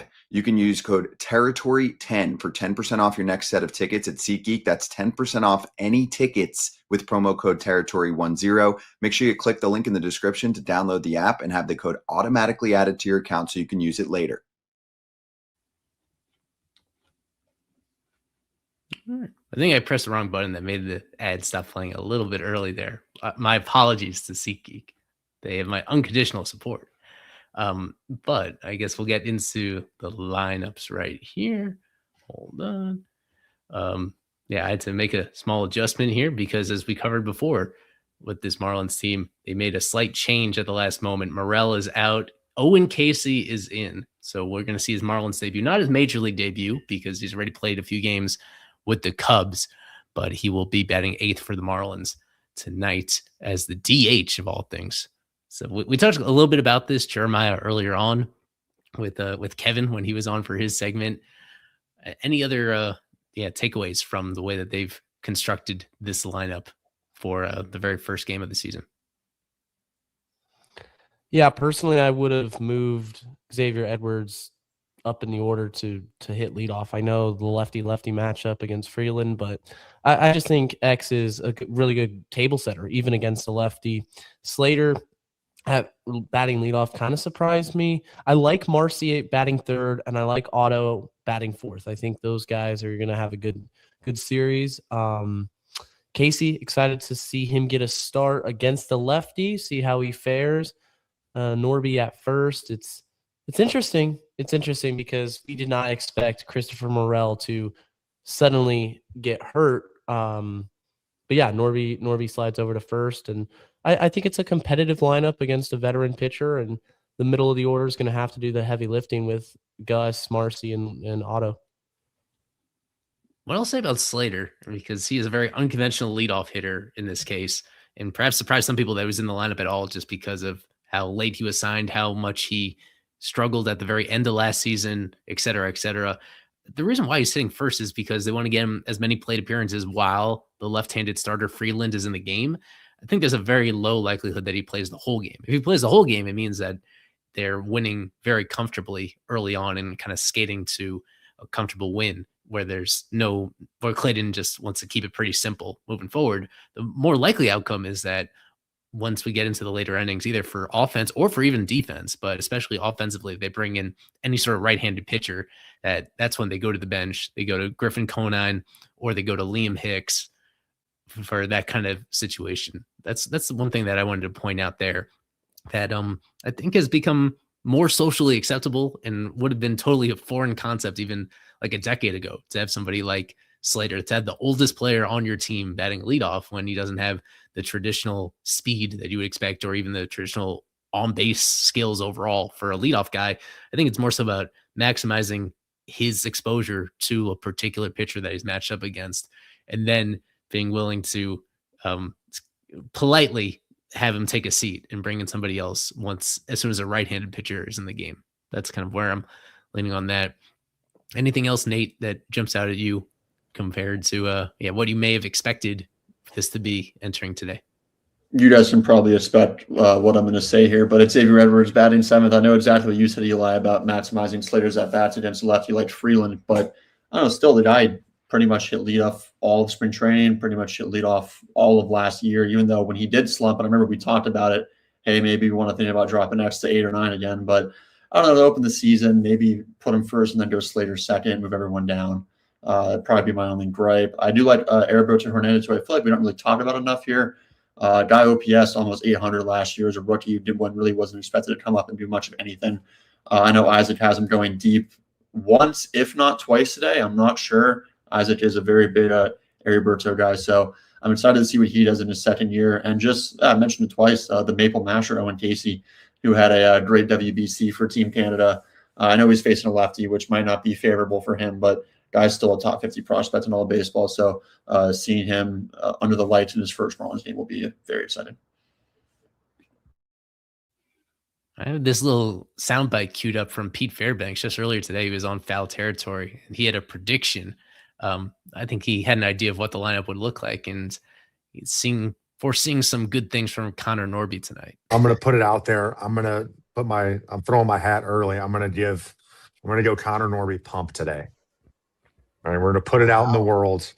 And if he lets me down, he'll never hear the end of it. We know that last year Norby went into last season being a bit too bullish on his own power hitting capabilities. He's the one that predicted that he was going to hit 30 homers and ended up in single digits. So in order to give himself a chance to reach out this year, I think getting on an opening day one would be a good start from that standpoint. Maybe Fairbanks is encouraging him that way. But that's a lot of pressure to put on a guy for just one game. Maybe for a series, saying that we think in this series he's going to hit one. But for just one game, that's tough odds for Norby there. Although he was swinging it really well at the end of spring training in terms of just the quality of contact that he was making. Yeah, other than that, Sonoha, we kind of got a tip from Clayton McCullough on Fish on Filter the day before that Sonoha would be at third base. And it's looking like a platoon between him and Pauly at that position moving forward. So we'll see Pauly on Saturday, presumably in the lineup. But as referenced before, this is a team that's going to be very rigid in terms of platooning, feeling that the best possible version of production they could get from a position is going to be by pairing two guys for the most part at that particular spot. Otto is going to be an interesting one just because he did not hit lefties last year, even though they batted him in the middle of the lineup against them. His production was so much better against same-handed pitching than it was against when he'd actually have a presumed advantage there. So let's see that comment again from Fishhead Forever. That Nate was so far back from the camera that somebody's kids. Nate is just the tallest of all of us, believe it or not, but sitting in a way that I guess kind of is deceptive from that regard. Sorry, guys. Yeah. So, yeah, that'll be an interesting matchup to follow. They are facing off against Kyle Freeland, who has almost as much opening day experience as Sandy does. This will be Sandy's 6th career opening day start, and I believe Freeland's 5th that he's had. Let us scroll over, though, to the Rockies side of this then to see their particular lineup. They have some new faces compared to last year, and I think their fans are taking a sigh of relief because things went so poorly last year, even when, especially if you adjust for the altitude, that their offense was so bad. They scored as few runs as any team in baseball, even with being in such a offensive friendly environment for half of their games. So they brought in Jake McCarthy via trade. They brought in Willie Castro in free agency, TJ Rumfield, a minor league free agent, and Edward Julian. They traded for all those guys in the lineup that weren't even on the team last year. But Carver, from your perspective, whether it's one of the new guys, we'll talk about Troy in a moment. Of the non-Troy position players that this Rockies team had, which of these guys do you think is going to be most dangerous to the Marlins this weekend? Really like the find of TJ Rumfield from the Yankees. That guy had a great spring, outright won that job at first base. And to find a guy that had an 825 OPS last year, I mean, yeah, it's the International League and everybody hits, but still, that could be a good young player for them, especially as you know, Eli in Colorado. So I like that guy. I think that he could be a bat that the Marlins really need to be careful with. That's a guy that I guess butted a little bit late, which is the reason that he was available in minor league free agency. But if what he did in spring training and with the stats he put up in spring training and the power that he showed in spring training, all from the left side or for real, then that's a good bat. And yeah, I think that he could be really good. So I like him. Definitely a guy that I had eyes on in spring training, looking at what this Rockies team wound up being. So that would be the one that I would point out to you as somebody that I would really like. Anybody stick out to you, Jeremiah? Yeah, I'm going to start with Jake McCarthy just because he's really, really fast. He's a good defender. But if he gets on base, then I expect him to run and immediately start testing Marlins catchers. Hunter Goodman, also, if you leave the fastball over the middle of the plate, he's not going to miss it. He crushes fastballs and just a lot of power there. You got to be careful. I think he may have homered against the Marlins last year. I may be wrong, but he's got a lot of pop. Brenton Doyle, veteran guy, another speedy guy. You got to be careful if you're Sandy with free passes. That's going to be the key in this series for starters and bullpen. I think you got to eliminate free passes, not let these guys get on base. We were talking about this before recording, I'm pretty sure, Nate, about how the last time that the Rockies were in town last year in early June, that was perhaps the lowest point of the Marlins season, where the Rockies were well on their way to having an awful, awful year, perhaps the worst in their franchise's history, even at that point. And then the Marlins were kind of slumping themselves, only for the Rockies to come in and sweep them. So just take us back to where things were then and how they really didn't change very much for the Rockies overall, but changed quite a bit from the Marlins from that point forward to where they were the rest of the season. Yeah, I believe the Rockies entered that series having 9 wins in early June, which in and of itself is incredible. But then they came in, and the Marlins, I believe the first game, it was on a Monday, they scored, 3 runs in the first inning. The Rockies could barely throw the ball around the infield. It was like watching a Little League game, like the Bad News Bears or something. And then Mats Meyer gets dinged, and the entire rest of the series, the Rockies kicked the Marlins' ass. I was at that Wednesday game with probably about, 50 people on Wednesday afternoon against the Rockies. The only thing I remember from that game is that Javier Sanoja slammed his bat, and that the number 2 guy in this order, Hunter Goodman, continued to kill the Marlins. In his career against the Miami Marlins in 8 games, Hunter Goodman is OPSing at 1,300, is averaging 414 with 3 homers and 5 RBIs. I don't know what it is when he plays the Marlins, either at home or at Coors, he kills them, especially that series. So I might be spoiling my series MVP pick here now, but if I'm the Marlins, I'm staying far away from Hunter Goodman. He can put one in the gap. He can put one over the fence. He's probably the best player on this rush. I believe he was their all-star last year. And just speaking of Sanoja, his WBC teammate from Team Venezuela, Ezequiel Tovar, is starting at short today for the Rockies. So not too much outside of those 2 guys. Obviously, you got great speed at the top with Jake McCarthy and Brenton Doyle. But again, not too much going on with this Rockies order. This is the perfect chance, like we said last June, for the Marlins to really pick it up out of the gate. So let's hope this time it's a little bit different than what we witnessed from early June in 2025. I'd say one other thing, Eli, in terms of where the team is right now entering the season. And I think the only reason that Troy Johnston made the team is the fact that Tyler Freeman, who's arguably their best player last year, is injured. So the Marlins also miss him, a very patient hitter, a really good bat to ball guy. I like Tyler Freeman. So the Marlins will miss him. He's on the IL with like a back issue, some nagging back issue or something like that. So yeah, I agree with Nate, especially if you can get to the bullpen. Like Chase Freeland early, this bullpen is not good. They will give up a lot of runs. If you can chase Freeland early and get him out of there, the Marlins can do a lot of damage against the Rockies bullpen, which in spring training and even with how it lines up, they don't have too much in terms of solid relief pitching help. So yeah, if you can get past their starters, you can do a lot of damage against their bullpen. So the Marlins on paper should score a lot of runs in this series, but we'll see what happens.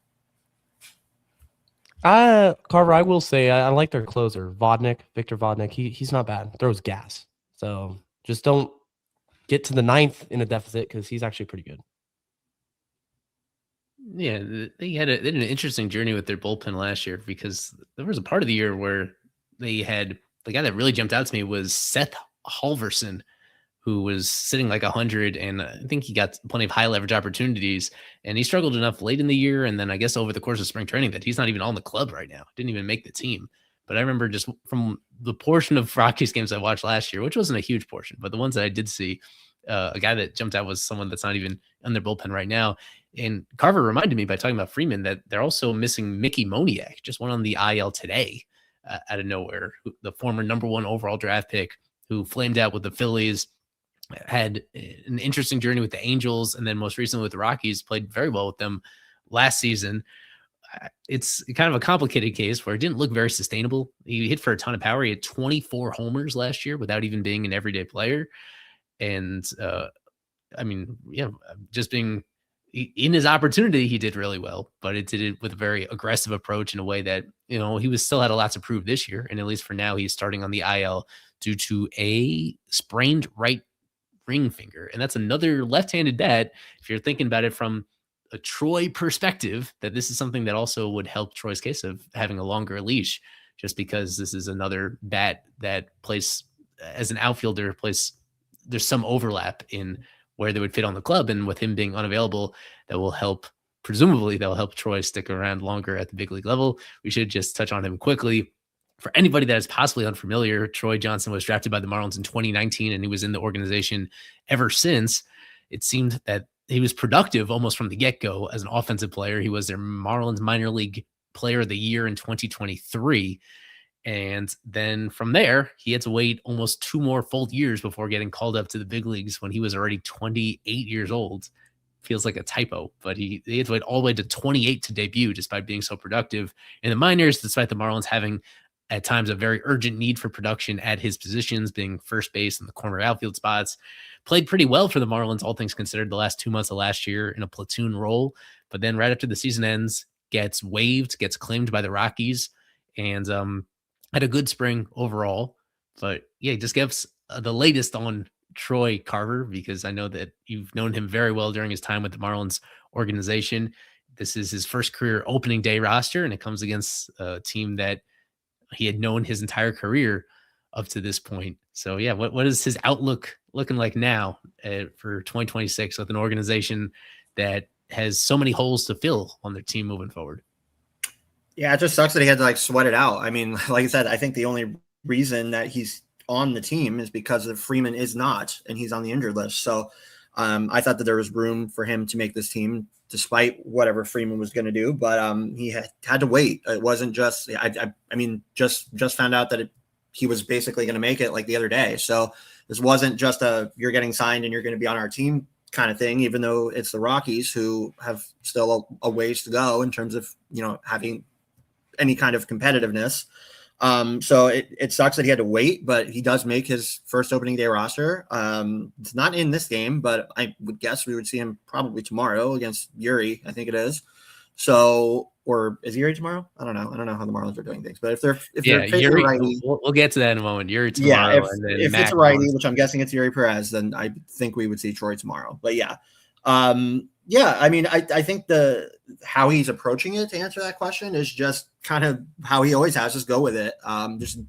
Just try to help wherever you're at. That's kind of what this guy's attitude has always been, is control what you can control. Not really get fazed by the fact that, eyes aren't on you when they should be, that you're not getting chances when you should get chances, and just trying to stay within yourself and stay humble, which is hard to do because I think that this player has shown more than enough to warrant attention, not only from the Marlins, but from other teams, either in the Rule 5 or free agency or whatever it did. So whatever it was. So I'm glad that the Rockies finally paid him the attention that he deserved and gave him the chance. I think he could do really well, especially in Coors Field. I think he could really do well. It's a patient hitter, some pop in the stick. Defense is a question, which, yes, he wasn't very good as an outfielder defensively, but as a first baseman, which he started to learn just a couple of years ago, kind of made his way with that and letting the bat speak for itself. So really good spring, as you noted, Eli. I mean, he hit a homer in one of their last games. So yeah, I mean, I think that this player deserves this chance. I'm glad that he's in Major League Baseball versus minor league baseball. It's just a really cool guy, really cool story, just kind of that underdog story that you really like. And I'm glad that he's getting the shot. Now we could pull up the starting pitchers here. Of course, it is Sandy tonight against Freeland. The Marlins also faced the Rockies on opening day in 2019, but that was right before Sandy's run of opening day starts. The Marlins, who remembers who the Marlins opening day starter was in 2019? Jose Urania. Of course. Second year of Jose Urania that had the same results as the first one. It wasn't quite as bad, I don't think, as his Cubs start the year before, but Marlins did not win that game. And now it's a rematch between these two organizations, with the Marlins this time seemingly to have much of an upper edge. We talked about Sandy before, why I think all of us are optimistic that he's going to be a better pitcher early in the season this year than he was last year, as he's further removed from TJ. Then on Saturday for game 2, it is Yuri against Michael Lorenzen of Team Italy fame from the WBC, but also a very well-traveled Major League right-hander. And then on Sunday, it's Max Meyer against Jose Quintana. Quintana being another free agent acquisition by the Rockies this offseason to just a 1-year deal, and another lefty. So that is going to mean that we don't think the lineup for tonight is going to be the same as on Sunday, because tonight had to make that last-second change given the news with Christopher Morel. But we're going to see very different lineups between Saturday and Sunday, given the handedness of the pitchers overall. Why don't we talk a little bit more about Max? Because Jeremiah, you brought it up about your skepticism about him as a starter. I think some of us, to varying degrees, all of us have had some concerns about him as well. Part of the offseason approach, by trading Ryan Weathers, by trading Edward Cabrera, put them in a position where they were making a very conscious bet, it seems, on Max to do something with this opportunity. It doesn't mean it's a commitment all year long, but he, as things are currently set up, he's going to have a pretty long leash, don't you think, to actually prove himself as a starter this time. Maybe it's his last opportunity, but for the time being, the runway seems to be pretty clear for him to do that, don't you think? Yeah, I think they're going to give him plenty of starts. Like, he's not in danger of 1 or 2 bad starts. His spot in the rotation is gone. I do think, though, like you said, this is probably the last season in which they're going to experiment with this. If it works out, and that's great.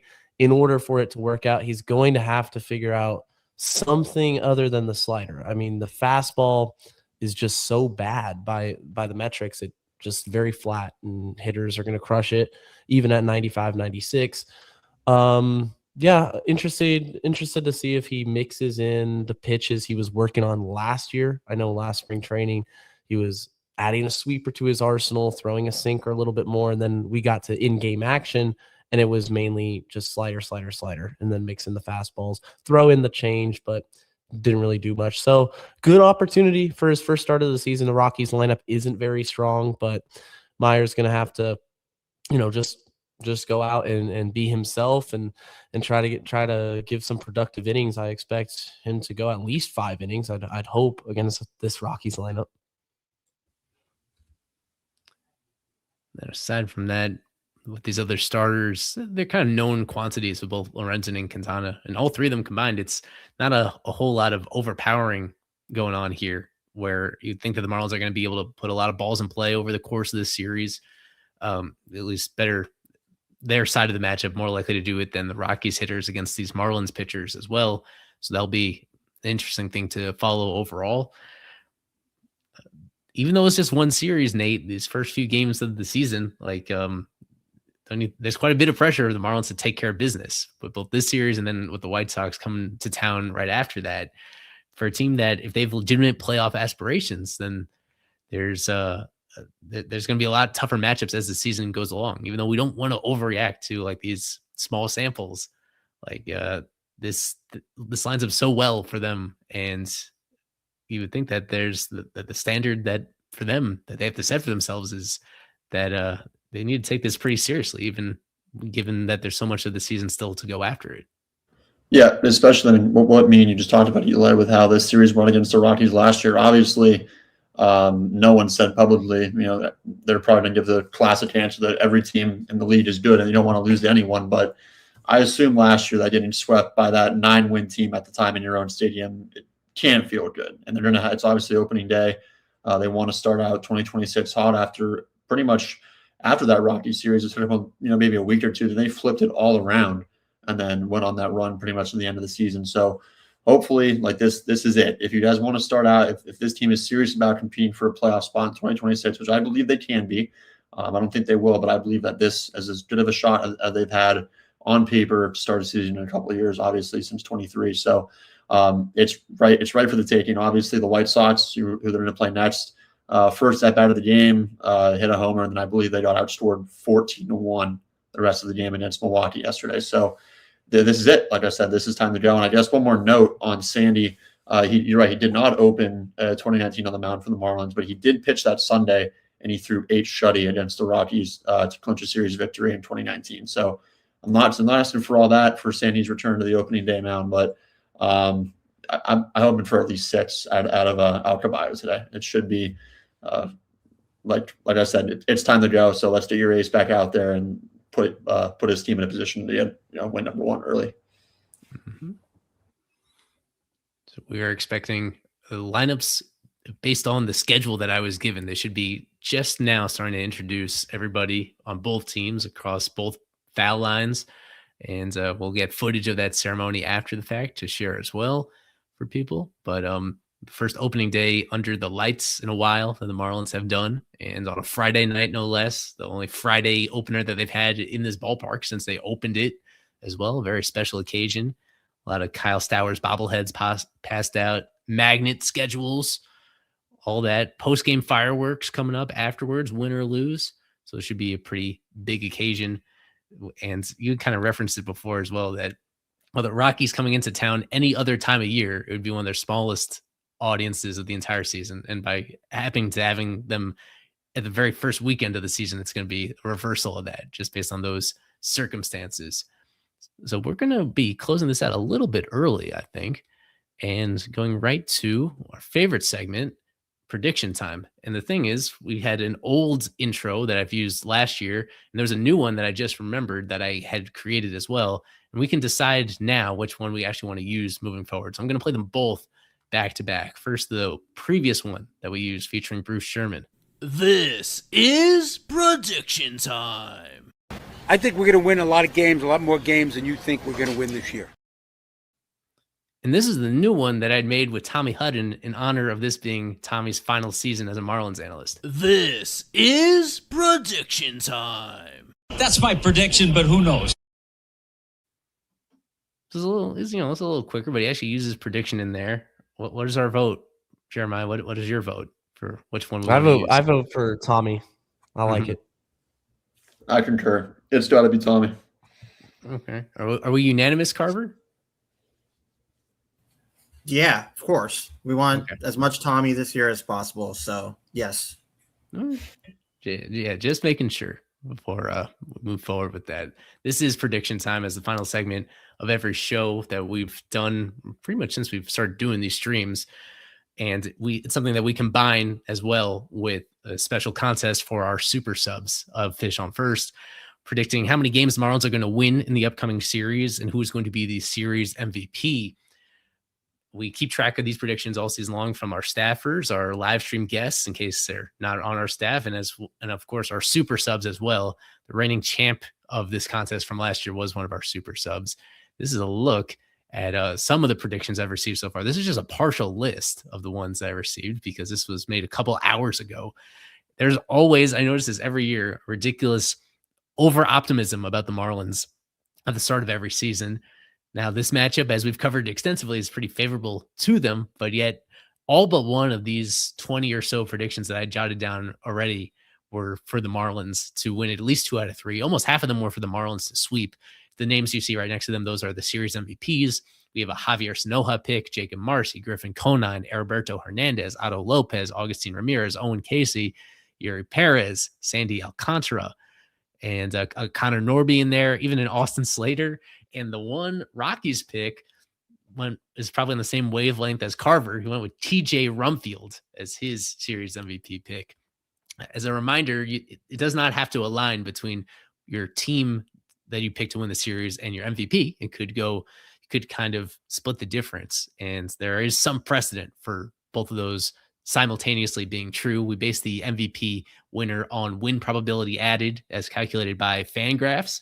So we keep it transparent. You can look it up after the fact if you want to be sure about which player between these teams was the most valuable overall. It's not a perfect thing, but I think it's the best that we have in terms of putting both hitters and pitchers on a similar scale right there. So you could go with a hitter or a pitcher, but from experience, more likely than not, it's a hitter. That's why the vast majority of these picks that we've received so far from veteran prediction time contestants, a lot of them went with hitters. It's also pretty hard for a catcher because over the course of any series, catchers usually have one game where they don't start, even if they're the primary catcher for their team. Those are just a couple of things to keep in mind. We keep this open leading up to first pitch of the game itself. So another 25 minutes or so as of this moment for people that haven't submitted already, they can do so at fishonfirst.com. There's going to be a separate article page to submit every single time. I've taken some predictions down from our staff already as well. And the ones covering from the ballpark tonight, Alex Krutchik and Kevin Barral, they recorded a video as usual. So whenever we have, usually when the Marlins are at home, whenever we have somebody credentialed and covering that series in person, we have them record a little video about their picks to give you a better idea of how this all works. So let's go to our guys in the field for their insights on this. All right, Marlins opening day means the season debut of the series predictions. I'm going to go with the Marlins sweeping the Colorado Rockies, and my series MVP is going to be Jacob Marcy. And I will go with the Marlins taking it 2 games out of 3, and my series MVP will be Connor Norby. For the first time this season. Back to you, Eli. Thank you, Kevin. Without further ado, let me make sure I have this set up. I'm a little bit rusty with the actual presentation aspects of it, but putting on that element to have the FOF live thing, and then got to have our music. We've been using the same music for this for a few different years. Very subtle in the background. So then I just go one at a time with each of you. How many games the Marlins will win? Who will be your series MVP? We'll start off with Nate Karsmer. Feels so good to be back. Opening day 2026. Last time the Marlins and Rockies played at Miami, I took the Marlins to sweep. I was very, very impressed with that. I learned my lesson, though. This time I was leaning maybe Rockies upset, but got to keep the optimism up. I got the Marlins taking 2 out of 3, but I mentioned it earlier. I don't care what goes on in these games. Hunter Goodman is going to kill the Marlins. I think the Marlins will take it, but he might hit multiple homers this weekend, a lot of extra base hits, so he's my series MVP. Jeremiah Geiger, your prediction, sir. There's no way I'm picking against the Marlins to start this season. I think the Marlins take 2 out of 3, and Augustine Ramirez is going to be the MVP facing 2 left-handed pitchers. Nice and succinct. Alex Carver, your prediction, sir. Do you think the Marlins will win 2 out of 3 in this series? As we laid out about Rockies pitching, particularly their bullpen, the Marlins have, I think, more than enough offensively to get it done against this team. But it wouldn't be me if I didn't pick this guy as the MVP. He's going to get in there tomorrow. I think he'll get in there as well against Max Meyer. Troy Johnson's going to get some big hits and be the MVP. History is what history is. The Marlins usually do not get off to a particularly fast start at the beginning of the season. We know how volatile these things can be in small samples. Both these teams are not quite at full strength as of this moment, and the Marlins, at the very last possible moment, losing one of their potential power hitters to an injury in Christopher Morel. So I'm going to have the Rockies surprising people and perhaps upsetting Marlins fans a little irrationally by winning this series 2 out of 3. And doing so in pretty close fashion. I think even when this Rockies team has success, it's usually not going to be pretty. They're going to give the Marlins some chances to get back into it and ultimately do just enough to hold off Miami over the course of these next 3 games. For my series MVP, a guy that we barely touched on at all, I had to force him into the conversation when we read the lineups, Willie Castro. Willie Castro, not that long ago, was looking like a very useful utility guy for the Minnesota Twins. I know that his bat really faded down the stretch last season. In spring training this year, Willie Castro hit .520. And as silly as spring training stats can be, He's clearly in some kind of amazing groove entering this series. I don't know if he's going to start all 3 games, but I think it's very likely he plays in all 3 games, so he'll get plenty of opportunities at the dish in order to do something impactful over the course of this series. So that's going to be the first, and I imagine the very last time that Willie Castro will be an MVP pick on FOF Live this season. That's our show. About 1 hour and 50 minutes into this live stream, counting down to opening day of the Marlins season. Thanks everybody for sticking around with us over the course of this show. And we just know that the next one's going to be even busier, given that interesting roster decisions that the Marlins will have to make over the course of these next few days, just in response to the Christopher Morel injury. And we know, as I alluded to, that there's going to be some overreactions one way or another, depending on how these next 3 games go. Tentatively, we have scheduled more than 50 of these streams over the course of the season. This is a rare one where it was a pre-series discussion, but almost all the other ones are going to be reacting very closely to the final game of the series. So the next stream is going to be just 2 days from now, not even 2 full days away from now. We'll be on mid-Sunday afternoon after the series finale of this one. You'll be able to listen wherever you get your podcast, wherever you're listening to it right now. And that'll be a more regular length show. That's not going to stretch quite as long. That'll be probably less than an hour, 40-ish minutes. We'll see once we get there and get into a groove of this. But really excited to be doing that over the course of the season. With the power of the Foul Territory Network, we feel like we're going to reach a lot more Marlins fans than we ever had before. And we're going to bring you even a better quality show so that you guys stick around, are impressed with us, and maybe find ways to support what we're doing, because we cover the Marlins unlike anybody else does here at FOF. From Eli Sussman, Jeremiah Geiger, Nate Karsmer, Alex Carver. This has been FOF Live, presented by Jet Ski Rentals of South Florida. So enjoy the game, enjoy the season, and you'll be hearing from us again very, very soon here on the podcast. As always, go fish.